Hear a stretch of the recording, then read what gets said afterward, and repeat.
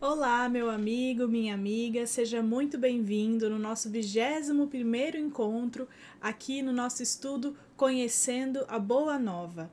Eu me chamo Tamara Menezes e hoje nós vamos conversar sobre o 21º capítulo da obra Boa Nova, que foi ditada pelo espírito de Humberto de Campos e psicografada pelo médium Chico Xavier. Essa obra que tem nos ensinado tanto sobre a vida de Jesus, que tem nos demonstrado detalhes inéditos sobre a trajetória de Jesus na Terra e tem com certeza nos trazido informações importantes para nosso dia a dia, para o nosso cotidiano, para a nossa convivência familiar. E o capítulo de hoje não é diferente, meus amigos e minhas amigas. Nós veremos aqui o capítulo que se intitula A Lição da Vigilância, né? O 21º capítulo, é um importante ensinamento de Jesus com Simão Pedro. É um diálogo que é narrado inclusive em alguns evangelhos, né? O evangelho de Mateus a gente encontra, no evangelho de Lucas também e de João, a confissão de Pedro. E nesse diálogo nós conhecemos algumas palavras importantes do mestre acerca da vigilância, né? De vigiar o pensamento, essa virtude que é, e que é uma das instruções inclusive do mestre, né? Orar e vigiar. E nós vamos conversar hoje sobre esse capítulo.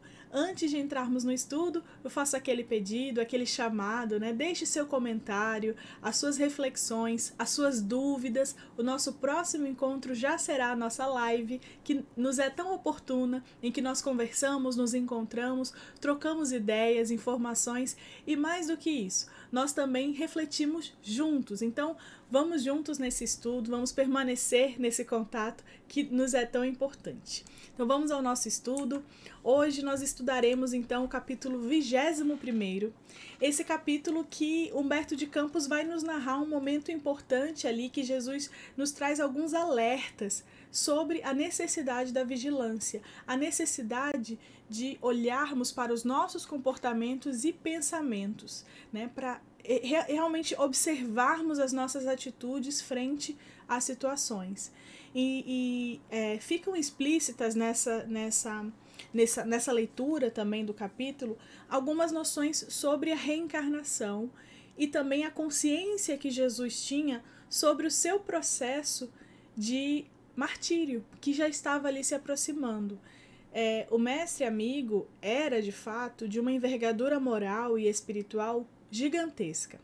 Então nós sabemos que ele também tinha ali o conhecimento da sua plena função e ele sentia no seu espírito que o seu tempo estava findando.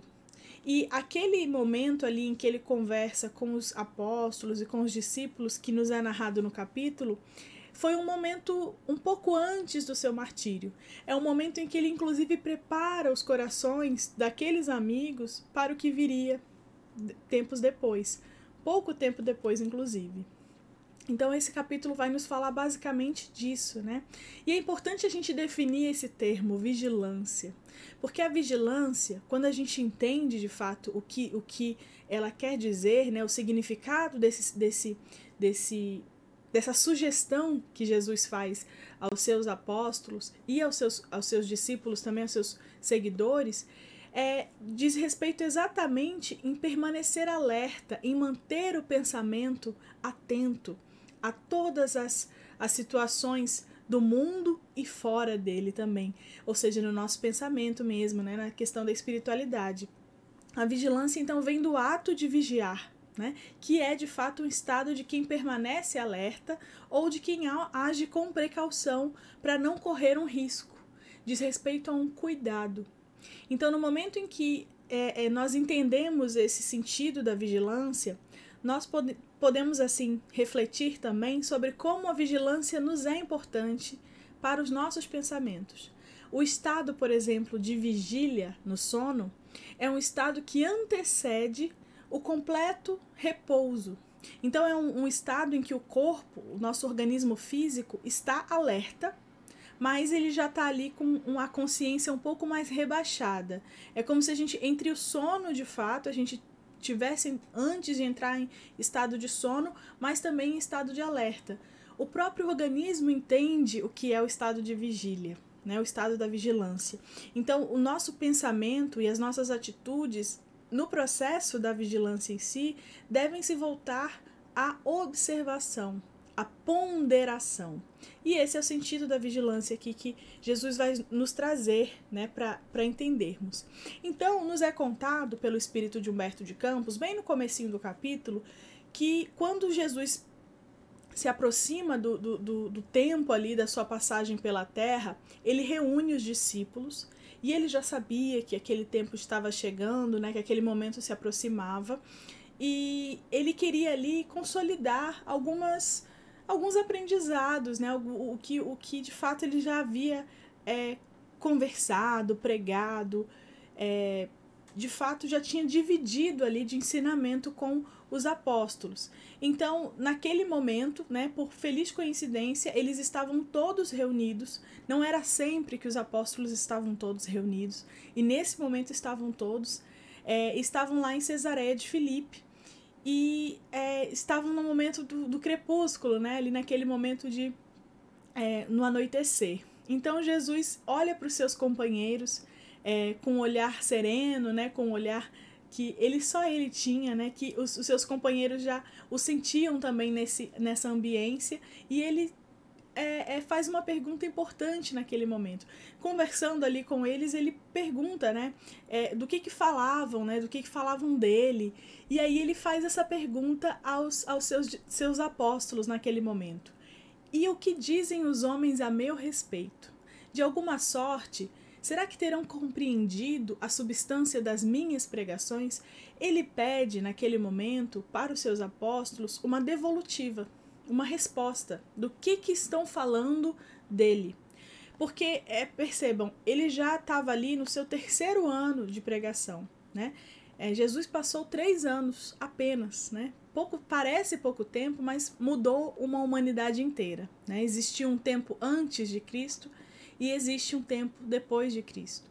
E os 3 anos de pregação, os 3 anos que Jesus passou no trabalho, na peregrinação, no processo de investimento das palavras sobre o reino dos céus, né, na implementação da edificação desse reino dos céus, que de fato mora no nosso coração, foi um tempo necessário e suficiente para que naquele momento, com as sementes que ele estava plantando, isso fosse depois, né, continuado, que foi o que aconteceu. Lógico que nós temos aí ao longo da história várias questões que permearam, principalmente, sobretudo, né, com relação à perseguição aos cristãos, e todo um processo de quase extinção dessa mensagem que Jesus trouxe, mas não foi extinto, né? Pelo contrário, hoje vive muito mais do que antes, né? Do que naquele momento em que se pensou em extinguir da terra, nas cruzadas, em todos os conflitos que tiveram com relação a esse processo de investimento contra as causas cristãs. Nós sabemos que foi um tempo sombrio, foi um tempo difícil, mas que a palavra permaneceu, a verdade permaneceu e permanece até hoje, ecoando nos nossos corações as mensagens que Jesus nos deixou, as mensagens de amor, as mensagens de justiça e de plena e perfeita caridade. Então, Jesus queria saber dos discípulos o que falavam dele, né? Não só os discípulos, mas assim, o que eles ouviam. E é interessante porque ele pergunta isso também está narrado no Evangelho de Mateus. Na verdade, aqui o contexto, quando a gente faz aquele contexto inicial, o contexto é o capítulo todo.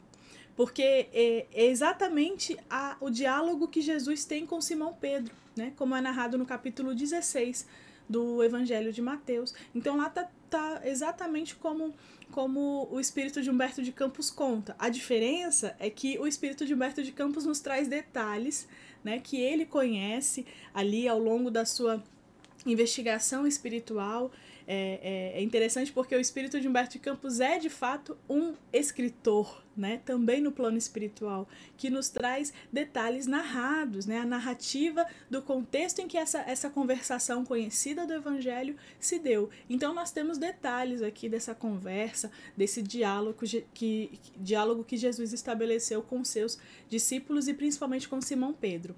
Quando ele pergunta isso, o João fala para Jesus que alguns achavam que ele era o profeta Elias, né? E Elias foi um profeta que aqui é explicado, inclusive, um profeta judeu que nasceu 850 anos antes de Cristo.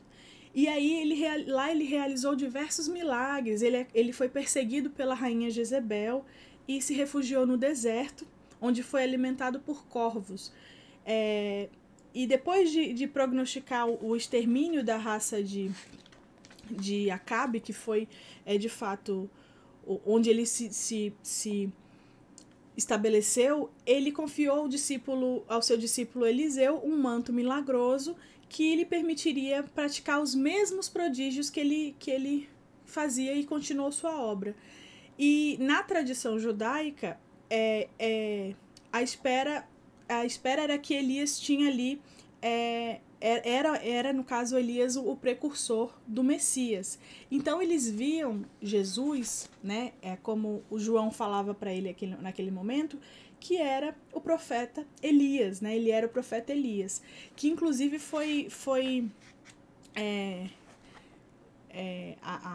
Elias era compreendido como se ele tivesse sido arrancado do mundo sob um fogo no céu, né? Como se ele tivesse, inclusive como se ele tivesse vivo, né? Algumas compreensões judaicas tinham essa noção. E aí é levado ao céu num carro flamejante, como é dito aqui no capítulo, né? No capítulo. Ele regressara do cenário do mundo depois de se haver elevado ao céu em um carro flamejante. Aí Simão, que não é o Simão Pedro ainda, é o Zelote, o outro Simão, o mais velho, né? Ele relata que alguns habitantes de Tiberíades acreditavam que o mestre Jesus era João Batista ressuscitado. Mas isso era impossível, visto que João Batista era contemporâneo de Jesus, né? Eles tinham praticamente a mesma idade, eram muito próximos de idade. Inclusive, nos é narrado aqui no comecinho do livro que inclusive conviveram juntos na infância. Então não tinha como eles serem, né, o mesmo espírito. E aí o Tiago, filho de Cleófas, fala que ouvira pelos judeus da sinagoga que presumiam que Jesus era de fato o profeta Jeremias. Então vejam que a imagem de Jesus era associada pelos outros, né, narrados pelos seus discípulos, como uma imagem de um profeta. Então eles tinham no Cristo alguém de referência que praticou milagres em outros tempos e também era responsável por trazer alguns conselhos, algumas palavras amigas, como os outros profetas também assim o foram. E é interessante porque a gente consegue imaginar como era a referência que Jesus tinha na época.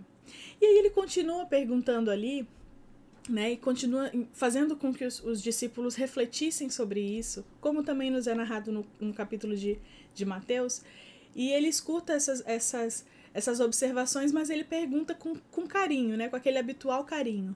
Os homens se dividem nas suas opiniões, né? Essas pessoas que vocês falaram se dividem nas opiniões. Mas e vocês? O que tendes comungado comigo, né? Quem está aqui comigo a todo instante, quem compartilha da rotina, do cotidiano comigo? O que dizeis, ou quem dizeis que sou? Olha que pergunta interessante. E é uma pergunta também narrada nos evangelhos, como a gente encontra nos escritos bíblicos, né? Quem dizeis que sou? Né? Quem Jesus é pra gente?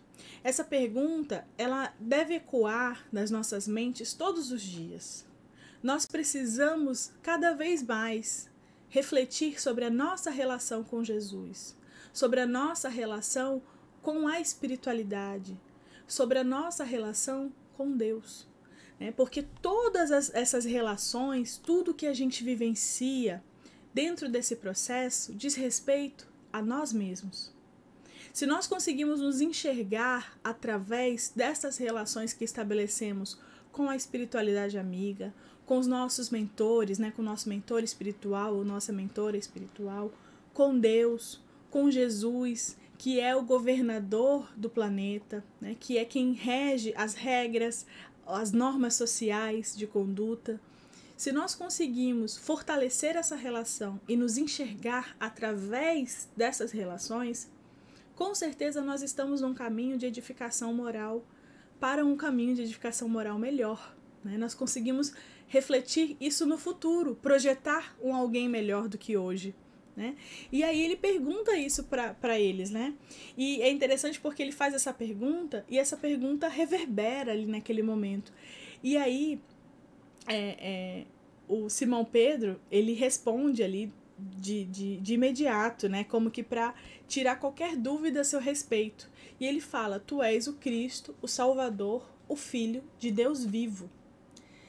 E, entre outras coisas, né, Jesus confirma para Pedro essa inspiração e diz para ele: bendito sejas tu, Pedro, né? Bem-aventurado sejas tu, porque não foi a carne que te revelou essas verdades, mas o meu Pai que está nos céus. Dizendo assim, tu foste inspirado pela espiritualidade, pela divindade, né? Tu foste inspirado por Deus em dizer isso.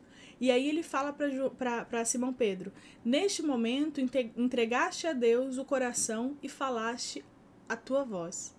Bendito sejas, pois, começas a edificar no Espírito a fonte da fé viva, e sobre essa fé edificarei a minha doutrina de paz e esperança, porque contra ela jamais prevalecerão os enganos desastrosos do mundo.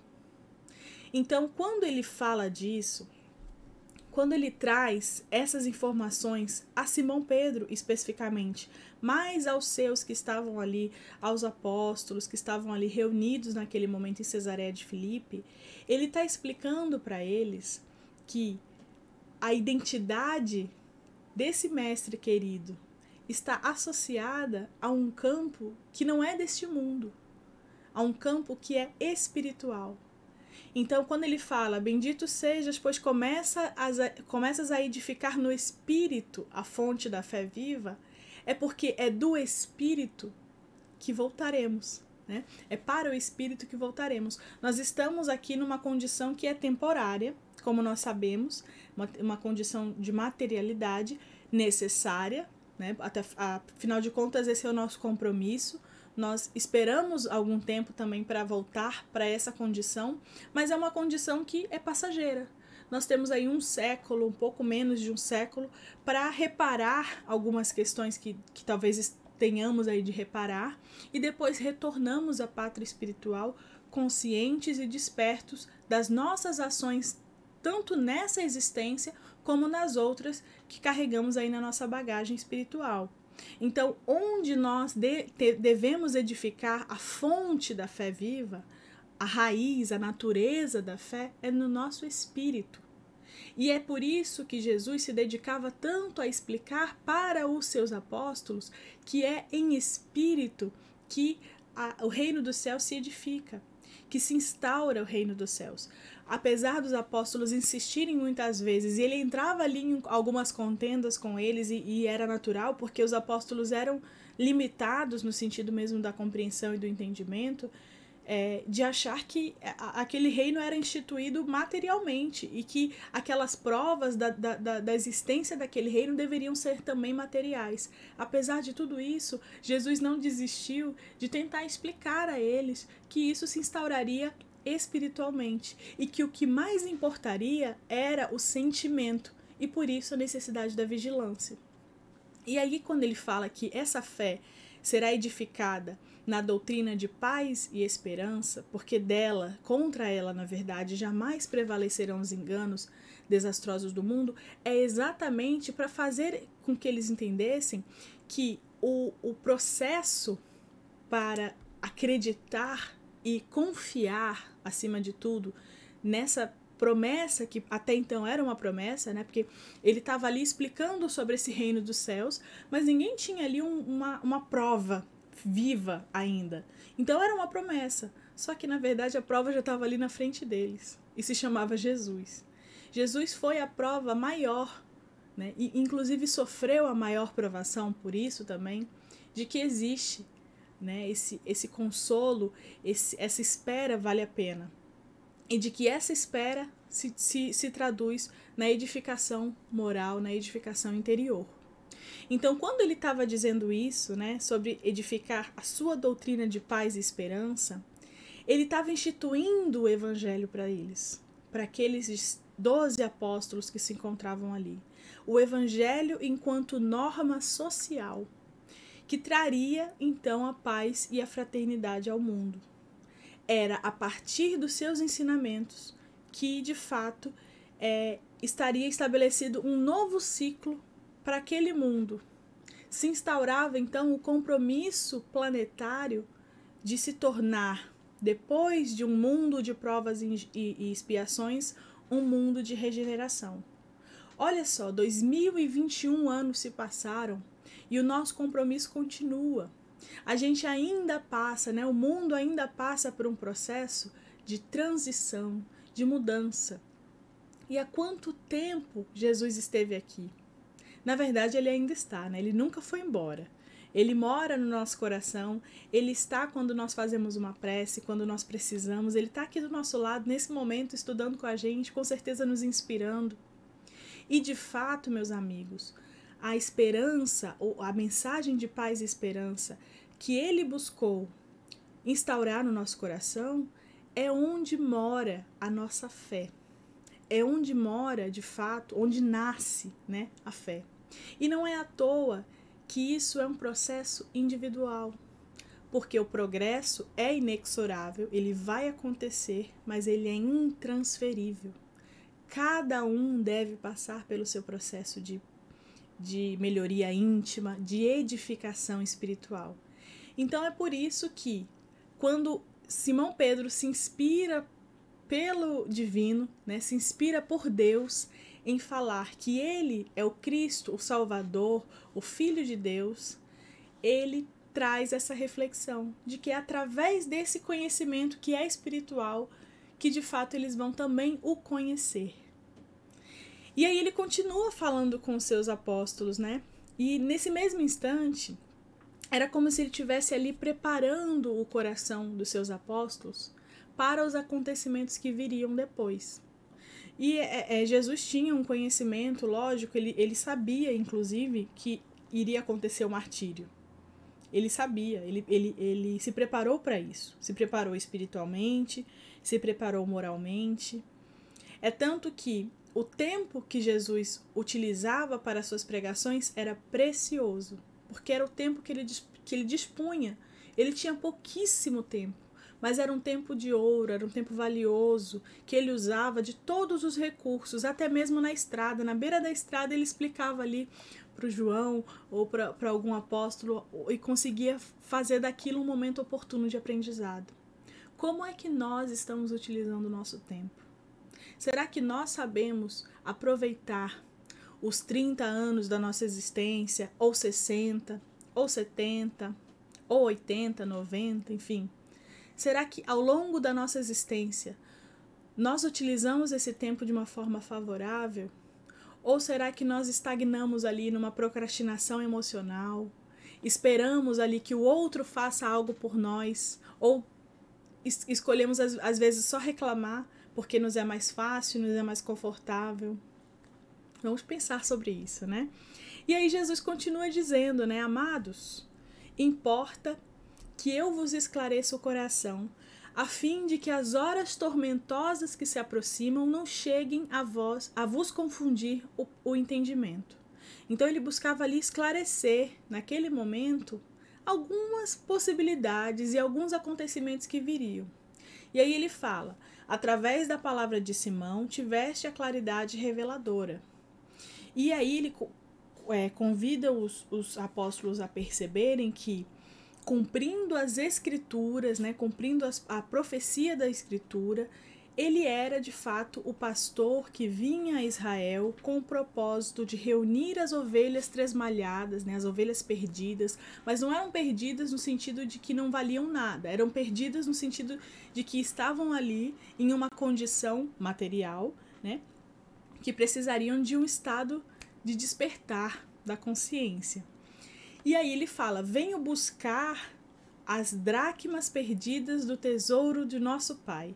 Dracmas são moedas, né? São valores ali. E aí, olha só a importância que ele coloca para os apóstolos e para quem o fosse seguir naquele momento, né? E ele continua falando: é indispensável, pois, que eu sofra. Não tardará muito o escândalo que me há de envolver em suas malhas sombrias, reconhecendo nesse momento que o seu martírio se aproximava. E ele continua: faz-se mister o cumprimento da palavra dos grandes instrutores da revelação dos céus, que me precederam o caminho, os profetas anteriores. Os precursores, principalmente João Batista, que aplanou os montes e vales, né? Deixou ali, digamos que o terreno preparado para Jesus, eles têm uma importância muito grande na história do Mestre, porque eles já falavam do amor de Deus, cada um a sua forma, a sua verdade, mas eles já preparavam a humanidade para receber também essas informações. Então, quando Jesus veio à Terra, a própria Terra foi preparada, né, para receber Jesus. Passou aí, no que nós temos de conhecimento da doutrina espírita, nós entendemos que passou aí pelo menos 500 anos para que a Terra, para que a ambiência da Terra fosse preparada para receber o Mestre Amigo. O próprio Mestre Amigo, o Espírito de Jesus, tinha, né, lógico, tem ainda uma envergadura moral tão grande que para comportar em um corpo físico, um corpo material aqui na Terra, foi necessário também um tempo para que o seu perispírito se preparasse e habitasse, né, o corpo daquele bebê que foi ali originário no ventre de Maria. Então, Jesus se preparou para habitar a Terra se preparou para habitar Jesus.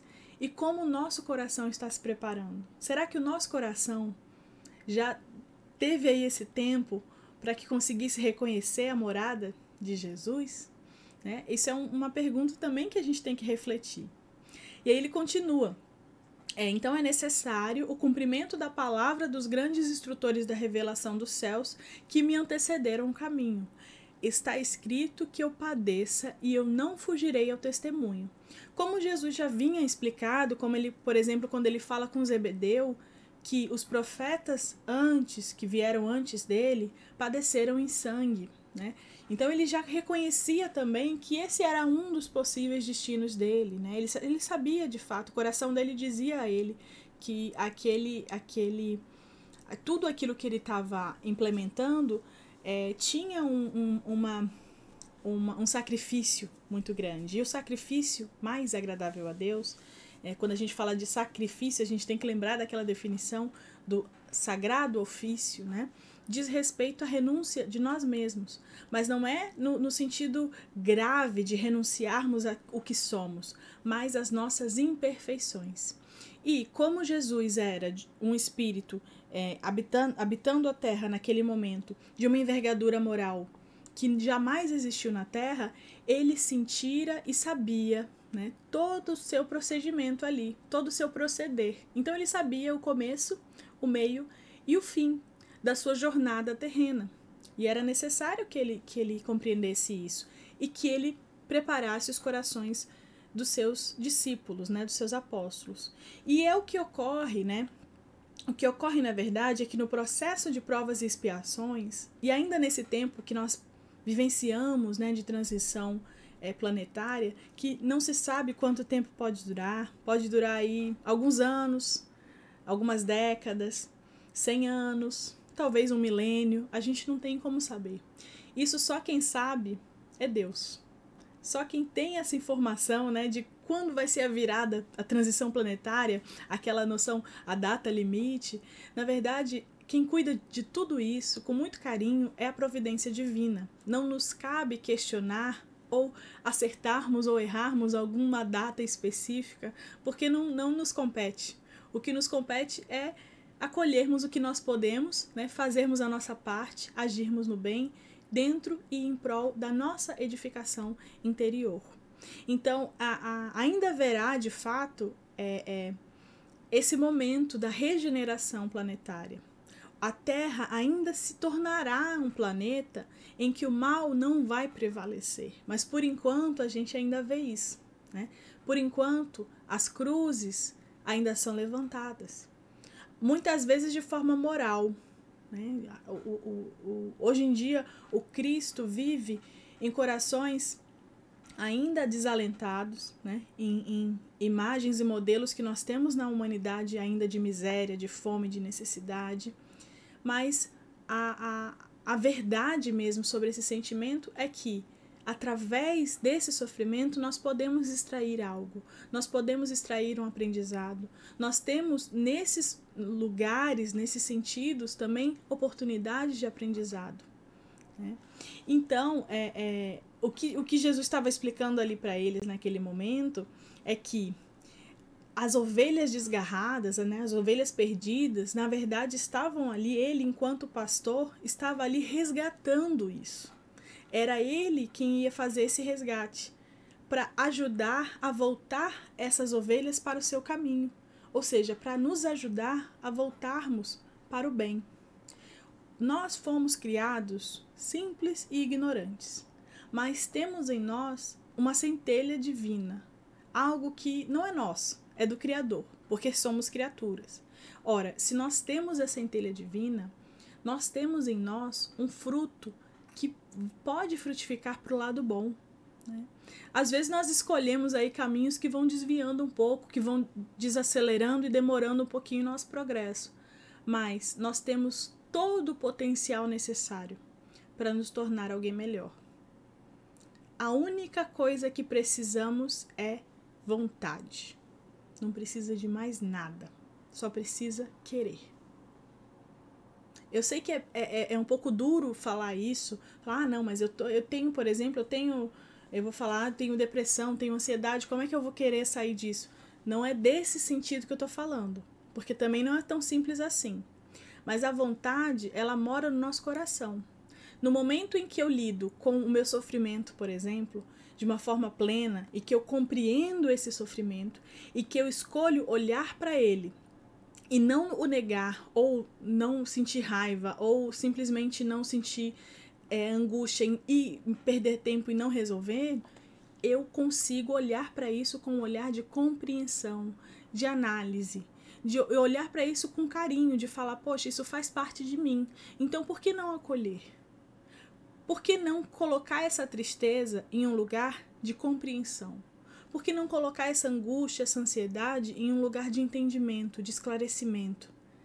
E a consciência é ampliada nesse processo. No momento em que eu conheço algo, aquilo não me é tão estranho, aquilo não me causa tanta insegurança mais. E eu começo a dialogar com aquilo. Então, o processo de entendimento me leva a um caminho também de libertação.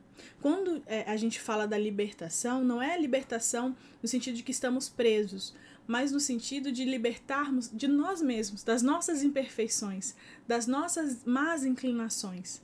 Porque no momento em que eu consigo praticar isso, eu me levo a um caminho de reforma íntima. E o que eu preciso disso? O que eu preciso para isso? De vigilância.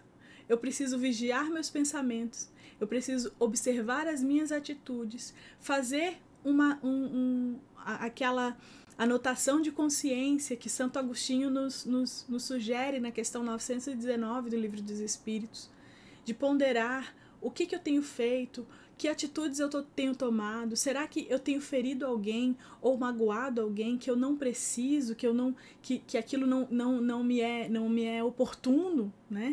Então, o que eu posso mudar para melhorar uma relação com alguém? Porque o outro eu não posso mudar, mas eu posso me transformar ou transformar a minha realidade para melhorar a minha relação com o outro. E se eu me relaciono bem com o outro, eu consequentemente me relaciono bem comigo mesmo, porque eu me constituo a partir do outro E tudo isso elevado em um pensamento maior, eu me relaciono com Deus. Porque amar a Deus sobre todas as coisas e ao próximo como a si mesmo. Eis o mandamento maior.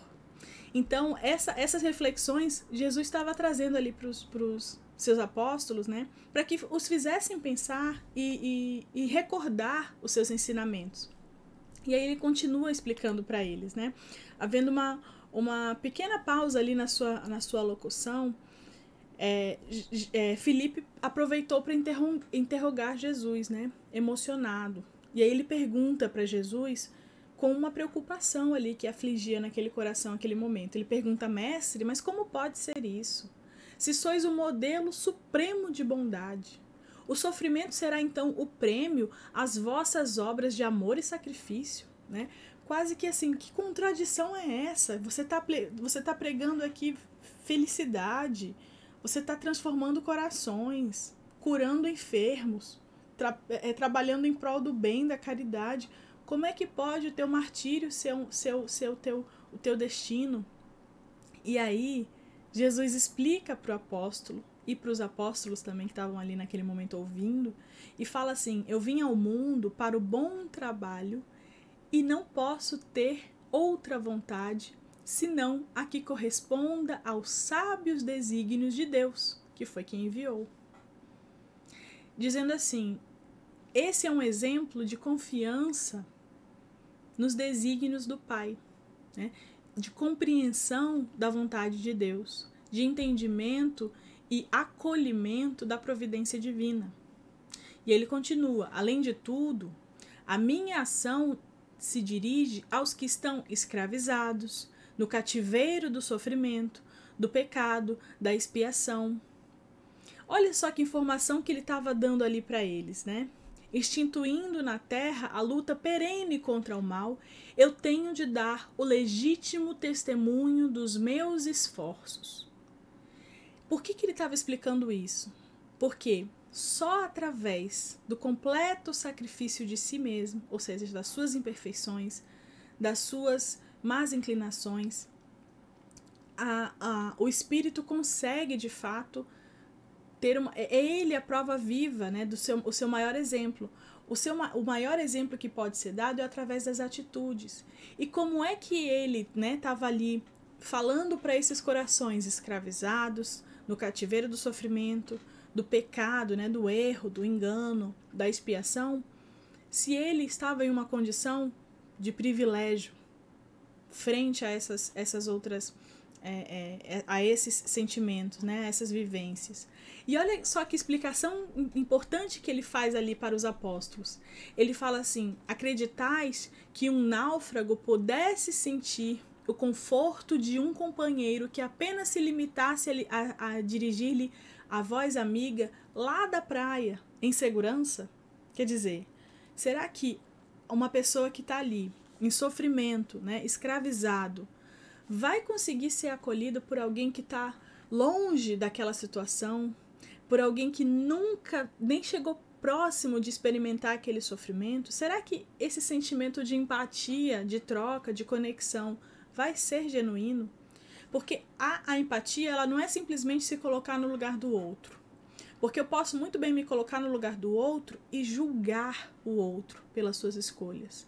A empatia é, sobretudo, uma escolha vulnerável de me colocar no lugar do outro e sentir o que o outro sente. Então é uma escolha consciente e é uma conexão afetiva. Porque se eu escolho sentir o que o outro sente, eu me comprometo com o que aquilo pode me causar, com o sofrimento que aquilo pode gerar. E eu me comprometo em acolher aquilo. Isso é empatia. Empatia não é simplesmente poxa vida, que pena, né? Isso é, no máximo, simpatia. No máximo. Senão a gente vai falar aí até de julgamento. Então a empatia é uma conexão.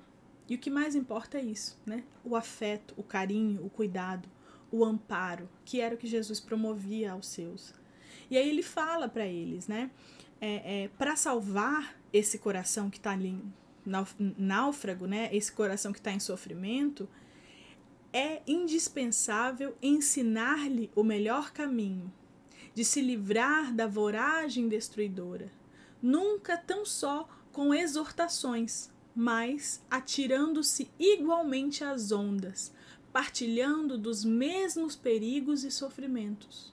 Ou seja, não é simplesmente lá de longe, lá do seu privilégio, falar, poxa, se liberta aí, mas é necessariamente experienciar isso, vivenciar isso, próximo da realidade que eles vivenciaram. E aí ele explica pro Filipe naquele momento que o fardo que sobrecarrega os ombros de um amigo será sempre mais grave em seu peso se nos pusermos a examiná-lo. Ele, entretanto, se tornará suave e leve para aquele a quem amamos, se o tomarmos com os nossos esforços sinceros, ensinando-lhes como pode lhe atenuar o peso nas curvas do caminho, ou seja, através da compreensão da dor do outro, aquela dor pode ser diminuída. Eu não preciso sentir exatamente o que o outro sente para saber que ele sofre, mas eu preciso compreender essa dor e respeitar a sua individualidade naquele momento. É por isso que é tão importante, em um momento de discussão, que às vezes os ânimos estão exaltados, as pessoas falam coisas que são impensadas, né? Falam ali no ímpeto do momento, em que se tome uma consciência do que é dito, em que se olhe para o outro e perceba que o outro não está na sua plena consciência ou na sua plena condição de examinar a sua atitude mental naquele momento. Se a gente consegue fazer isso no momento de uma contenda, por exemplo, de uma discussão mais calorosa, nós conseguimos nos afastar até mesmo de nós mesmos naquele momento e observar a situação de longe e pensar, não, esse é o momento de tentar praticar.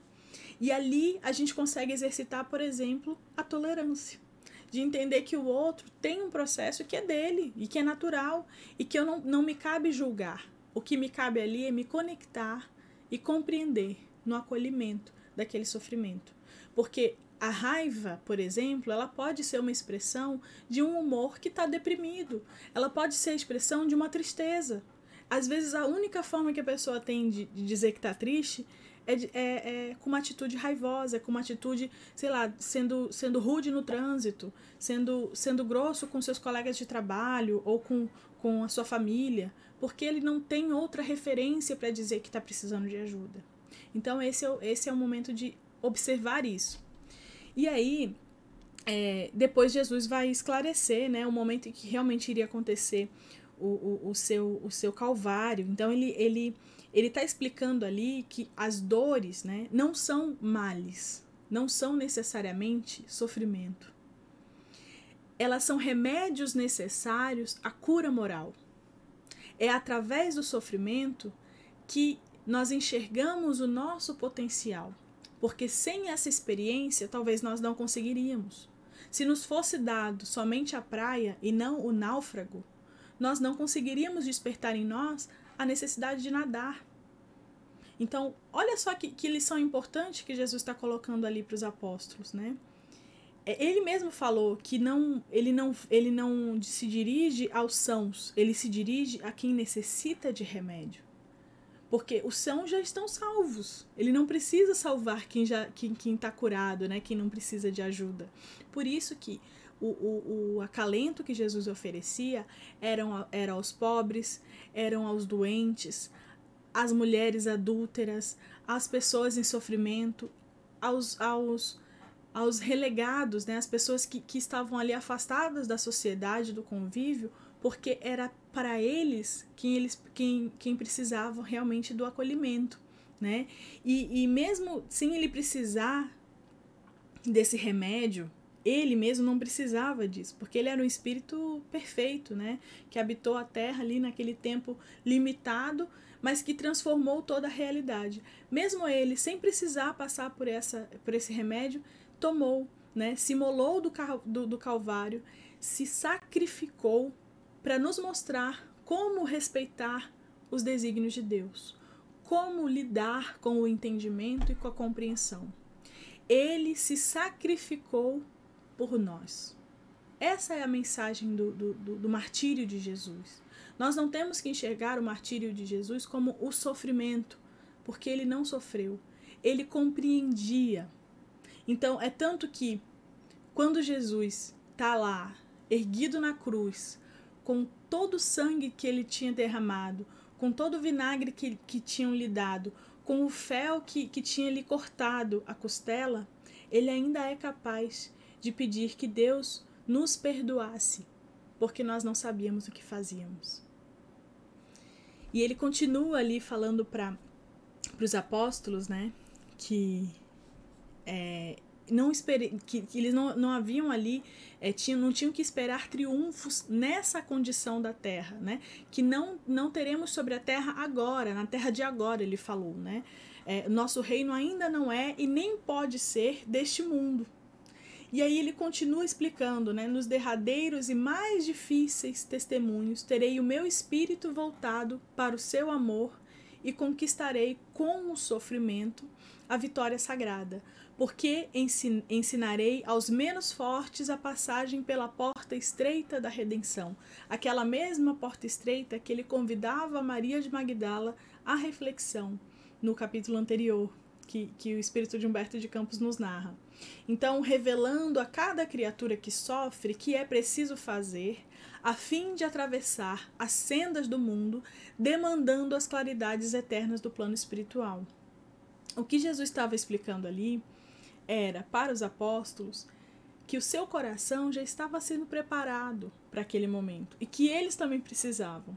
E aí ele fala, por essa razão, em poucos dias, né, daqui a pouco, apesar de todas as nossas aparentes vitórias, das nossas conquistas, eu entrarei em Jerusalém para sofrer as mais penosas humilhações.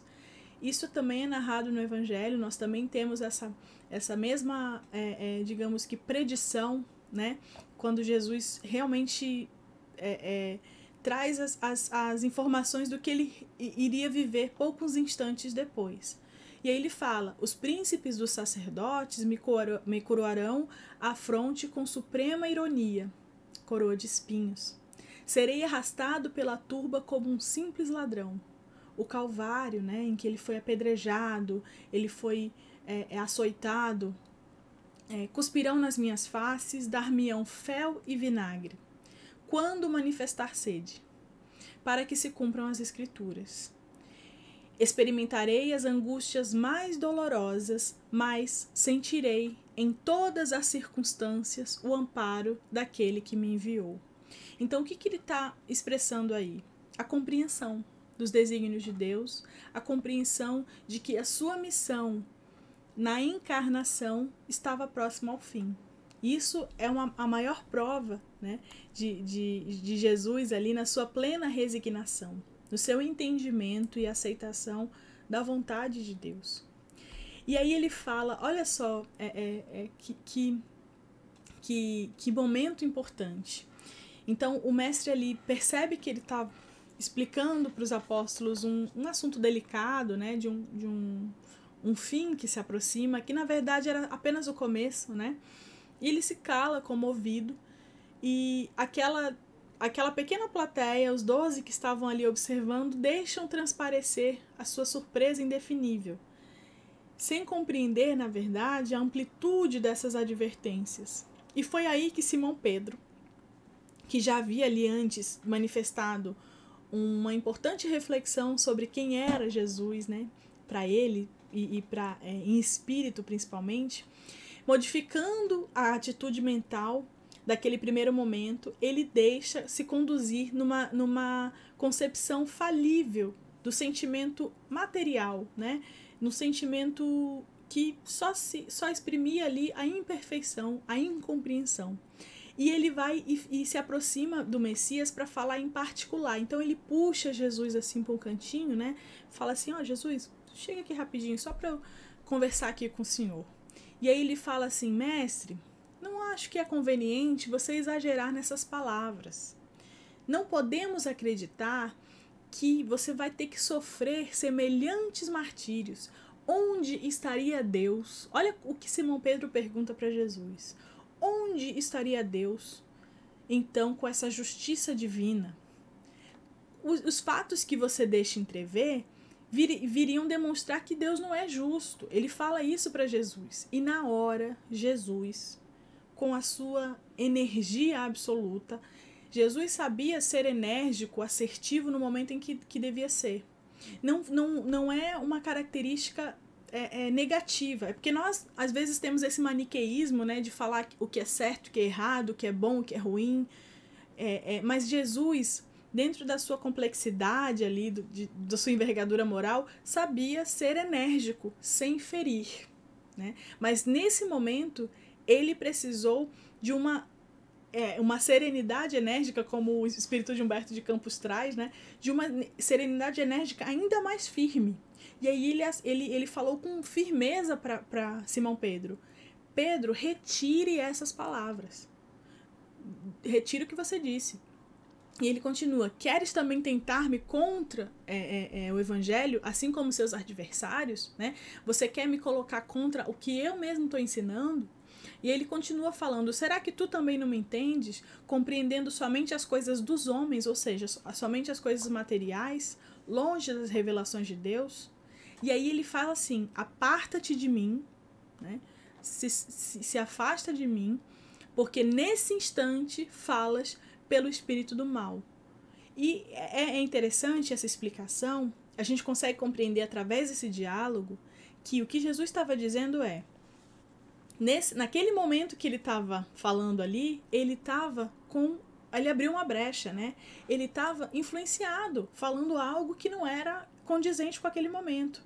E aí ele verifica que Simão Pedro se emociona, né? E chora.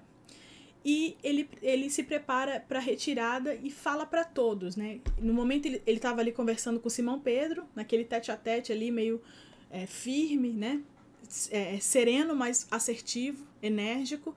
E aí ele se volta aos apóstolos. E aí ele fala o seguinte: olha só o que Jesus fala para os apóstolos: se alguém quiser vir após mim, renuncie a si mesmo, tome a sua cruz e siga os meus passos.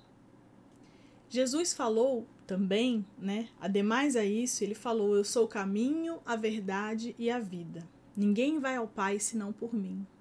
Ele estava tentando explicar aí que através dos ensinamentos dele, nós podemos chegar, né, a esse reino dos céus, a esse reino que é a vivência plena do Evangelho. E quando ele clama por renunciar a si mesmo, diz respeito exatamente da questão das imperfeições. Então, a renúncia de si é o sacrifício mais agradável a Deus. É entendermos que nós temos inclinações adversas, nós temos as nossas más inclinações, as nossas vicissitudes, os nossos problemas, os nossos defeitos morais. Mas, a partir do momento em que nós escolhemos renunciar a isso, a quem somos, e viver a plenitude, escolher esse caminho de plenitude, nós estamos fazendo uma escolha não por nós, não está sendo uma escolha pessoal, é uma escolha espiritual, uma escolha que está acima da gente. E aí tomar a sua cruz é no sentido mesmo de pegue as suas dívidas, o que você precisa para você, carregue a sua cruz e siga os meus passos, os meus exemplos, os meus ensinamentos. E aí Jesus continua ali explicando.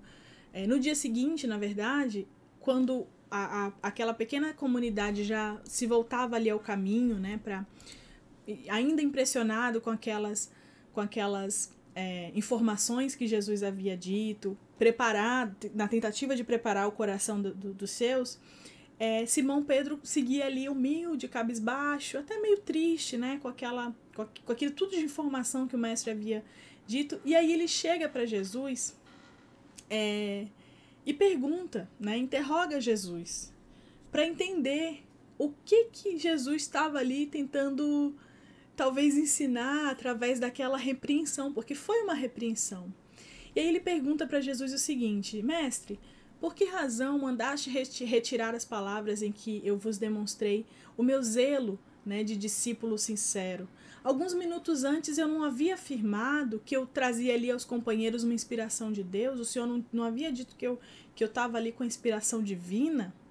Por que motivo logo após me designáveis como intérprete dos inimigos da luz? Ou seja, ele não estava entendendo como é que ele, que havia acabado de ter uma inspiração divina, pudesse estar falando algo que é contra isso. E aí Jesus responde bondosamente para Simão Pedro: Simão, ainda não aprendeste toda a extensão da necessidade da vigilância. E é aí que está a lição desse capítulo. Jesus fala para Simão Pedro que a criatura da terra, né, precisa aproveitar todas as oportunidades de iluminação interior em sua marcha para Deus. E aí ele convida o discípulo a vigiar o espírito ao longo desse caminho. Isso quer dizer que, ele explica para o discípulo ali, né, basta um pensamento de amor para que nós elevemos o nosso pensamento ao céu.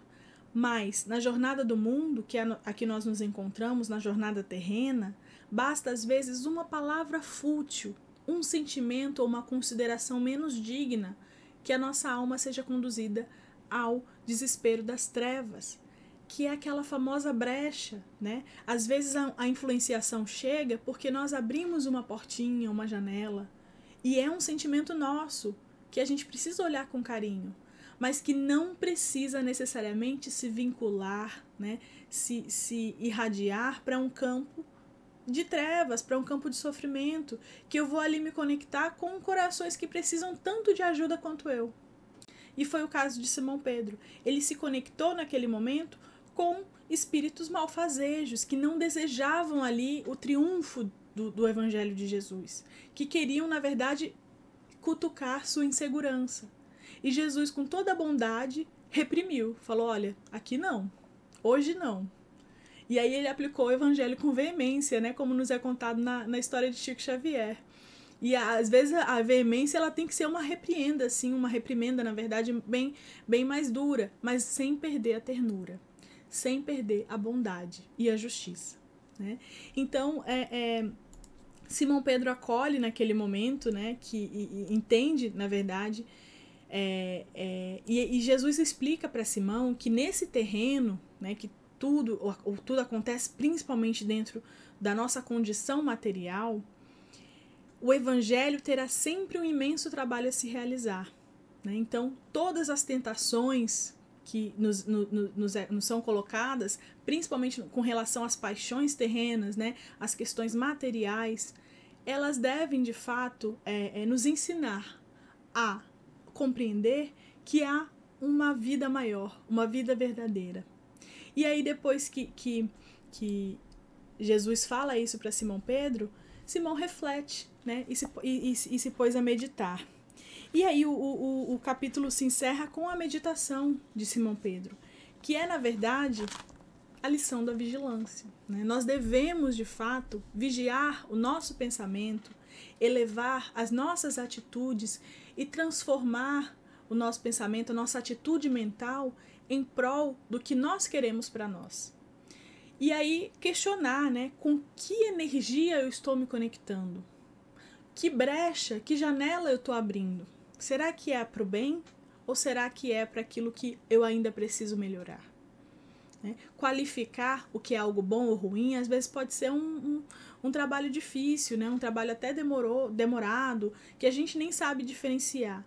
Mas o que a gente tem que ter em mente é o que isso contribui para a minha edificação moral? O que isso vai me fazer melhor do que ontem?